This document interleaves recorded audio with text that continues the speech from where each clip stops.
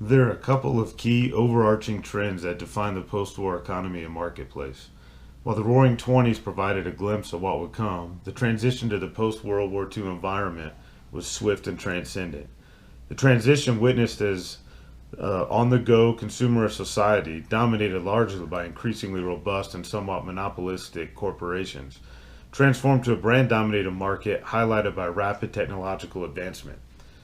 While not entirely all-encompassing, Ray Kroc's founding of the global giant McDonald's is representative and possibly groundbreaking of that societal transformation. Beginning in the 20s but rapidly accelerating after the war, Americans became a mobile, consumerist, and work oriented people. Increased mobility due to mass manufacturing of automobiles, more white collar jobs with long hours, and the birth of a nationwide tourist travel meant Americans spent more time on the road and less time in the dining room. This transformation took place without the benefits of smartphones, Google Maps, GPS, and Yelp, and therefore Americans acted on a desire to have familiarity in food establishments. Walt Anderson and Billy Ingram founded White Castle in 1921, breaking the typical at the time American hesitancy or bias against ground beef due to hygiene and bacterial questions. The White Castle chain became somewhat of a cult classic, but did not grow far out of their home of Wichita, Kansas.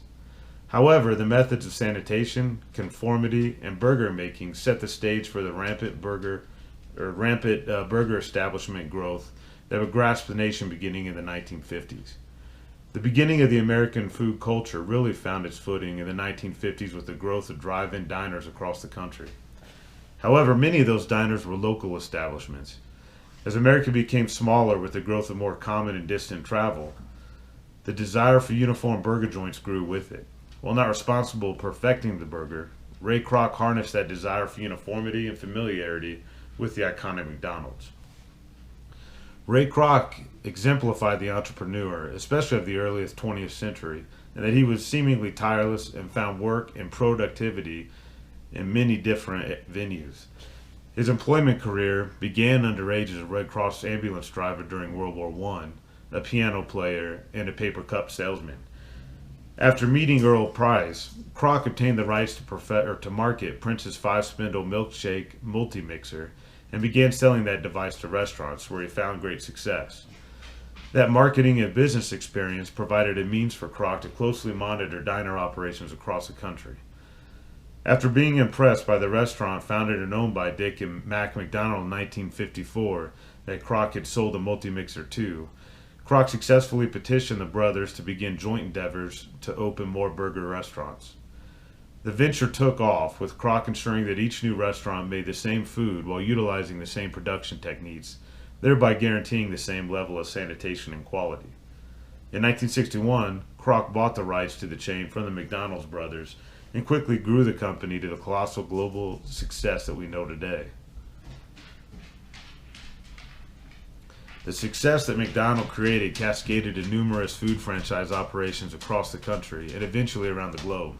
Kroc capitalized on his experience with the industry through his mixer sales, determining that Americans were indeed creatures hesitant about change and ultimately comfortable with consistency, and successfully marketed that model to the nation. Kroc proved to be the right person at the right time with the right drive and business acumen to make the McDonald's franchise so successful. His model of franchising new restaurants ensured continued success as franchising fees remained low, modest sales percentages went to the parent company, and close monitoring of sanitation and cooking processes maintained the uniformity that he sought. Kroc's mantra of quality, service, cleanliness, and value was the foundation of his chain and fundamentally contributed to the